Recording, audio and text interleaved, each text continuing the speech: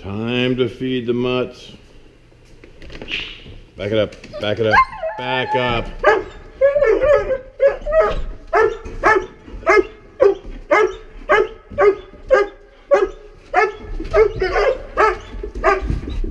Deuce.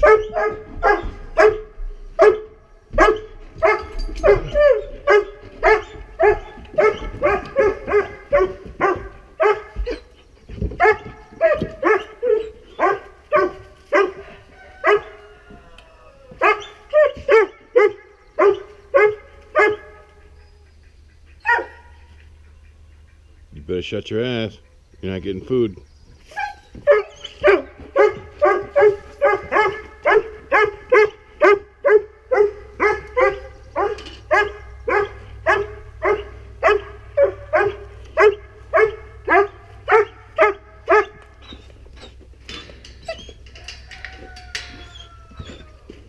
At least I have them well trained this way.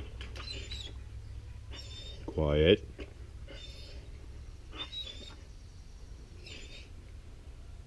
Wait. Good boy. Come on, baby. There you go, sweetheart. All right, Ducky Doos, you're next. Come on, Ducky Doos.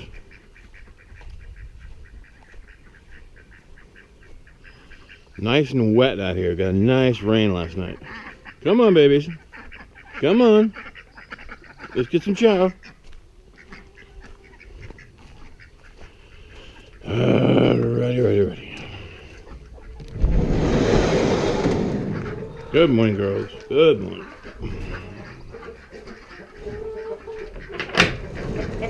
Come on.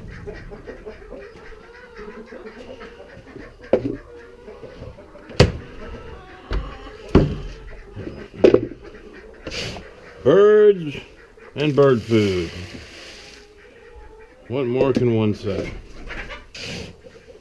Same thing. I mean, I like to joke that this is like my version of Groundhog Day. The morning opening procedure, opening the barn and feeding everybody. I don't even think about it. Half the time I'm either thinking about work or thinking about something else. You tell them, Chuck E. Cheese. You tell him. Come on, Ducky Doos. Come here, Ducky Doos. There you go.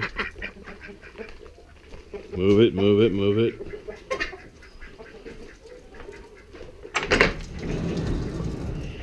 Hey, girls. Come on. Chat time. Donkey's turn. Oh, yeah. A little bit of sweet grain for what should be my sweet girl's meat. If I film this thing for a week, you would notice that she shows up right when I'm getting the donkey food every single time.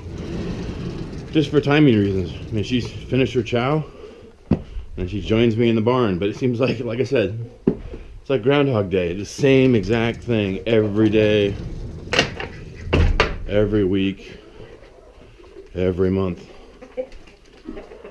Come on, girl. He'll start barking. She'll take a poop. Good girl. I think he's still working on his food. Oh, he's being a good boy. Wow. Last step of the opening process is to open the barn stalls. I'm sorry, the chicken coops up here in the garden plot.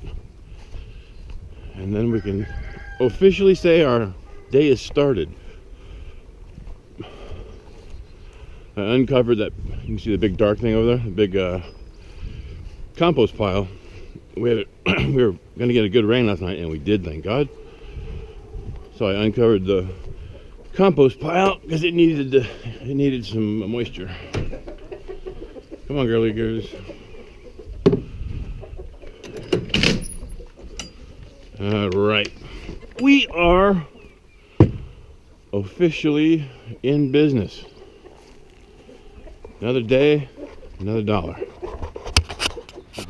3 days a week, this is my favorite time of day. On a 5-mile ruck march, combat boots, 25-pound backpack. This is the midpoint, 2.5 miles. Now it's 2.5 miles home. Thank God. Hot, hot, hot. Good thing I wasn't filming a second ago. I just went to open this damn stall, and he was about 5 inches further out. Asshole.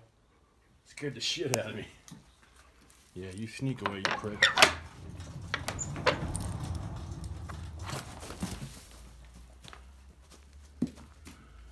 here, dummy. Whatever. Yeah, go get some mice, you prick. Hey, dude, there's your first snake. What are you gonna do? Man, I was just reaching to open this thing, and his head was hanging about right here. Thank God it is a beneficial snake, not a poisonous snake. Just a black barn snake, no biggie.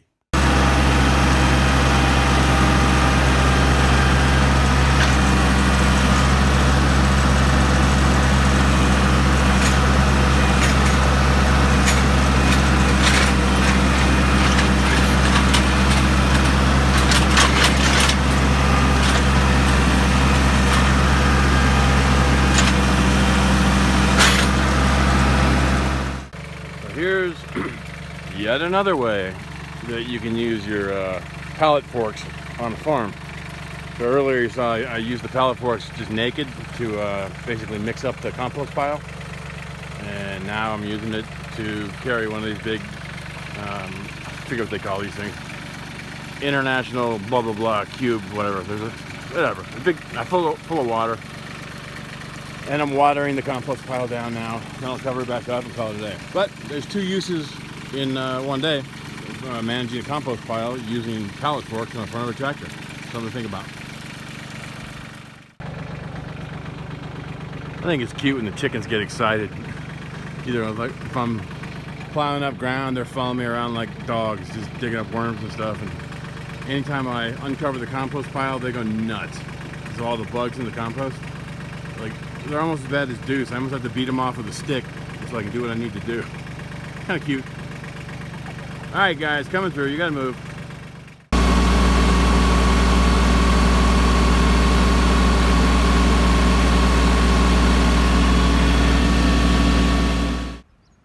I made one modification to the garden fencing project today. This wire fence I'm stringing up is only 60 inches tall, which is pretty good for most things. But it's not tall enough to keep deer out. So those people familiar with such things, now you got to add something on top. Height and motion. And I actually read some studies by NC State, and believe it or not, he got some undergrads and I think some grad students that did a bunch of research, and they figured out height-wise what's required on average to keep various animals at bay, keep them out of your garden.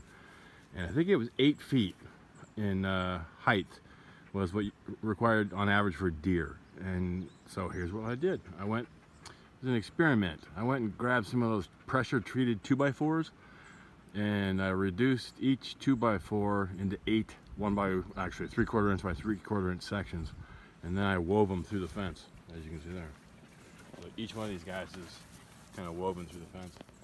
So now about every 7 feet I've got an 8-foot tall stick, for lack of a better term.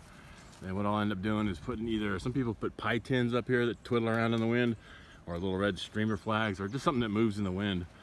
So the 8-foot tall height and the motion things that kind of move a little bit in the wind, pinwheels or pie pans or little red flags or whatever, that combination is supposed to keep the deer from jumping the fence and getting into your greenery. So I thought that was a interesting change. I thought about, other options I had, and I thought, you know what, why pay all that money? I think they make like these poles you can stick in the ground that are, I want to say they were like $8 to $10 a piece, and they're basically an 8-foot long rod, plastic coated metal, I think. I was like, why pay that kind of money when you can pay $7 for a 2x4 and cut it into 8 pieces? Be frugal when you can. God, what a beautiful day, huh? Sweetheart, I did not make that hole for you. Move. God, they're pushy. So here's about 3 days for the kitchen compost. And here's my technique. Chase the damn chickens off. Made a little hole for it. Dump. Oh, this sounds gross. But you know what? It's gross now. But once it composts, it's gonna be liquid gold. Of course, Deuce has to eat a random piece of donkey shit. That's what he does. Let me bury that, cover this whole thing up, and call it a day.